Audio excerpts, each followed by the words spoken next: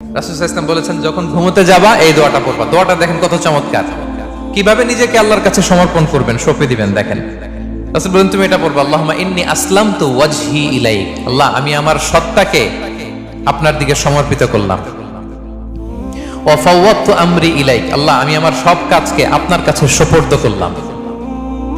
ওয়া আলজাতু যাহরি ইলাইক, আল্লাহ আমার পিঠকে আমি আপনার কাছে আশ্রয় রাখলাম। সুবহানাল্লাহ পড়বেন না? আমরা যখন ঘুমাই আমাদের পিঠটা বিছানার মধ্যে লাগাই না?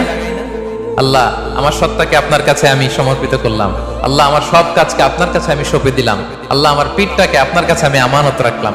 লা মালজা ওয়ালা মানজা মিনকা ইল্লা ইলাইক, আল্লাহ আপনি ছাড়া আশ্রয় দেওয়ার কেউ নাই, আল্লাহ আপনি ছাড়া আমাদের মুক্তি দেওয়ার কেউ নাই। আল্লাহ আপনি যে রাসূল পাঠিয়েছেন সে রাসূলের প্রতি আমি ঈমান আনলাম। আল্লাহ যে কিতাব আপনি আসমান থেকে পাঠিয়েছেন ওই কিতাবের উপর আমি ঈমান আনলাম। সুবহানাল্লাহ পড়েন। বিষ্ণু সাল্লাল্লাহু আলাইহি ওয়াসাল্লাম বলেন, যখন কেউ এই দোয়াটা পড়বে রাত্রিবেলা, ফাইন মিত্তা, ওই মিন লাইলাতিকা, ওই রাতে যদি তুমি মারা যাও, মিত্তা আলাল ফিতরা, তুমি ফিতরাতের উপর মৃত্যুবরণ করবে। ওয়া ইন আসবাহতা আসবাহতা ওয়া ক্বাদ আসাবতা খাইরান কাসীরা, আর যদি রাতে মৃত্যু না হয় তুমি বেঁচে যাও, তাহলে ওই দিনে তুমি প্রভূত কল্যাণ লাভ করবে। সুবহানাল্লাহ। তাহলে বলেন এই দোয়াটা পড়ার দরকার আছে না নাই?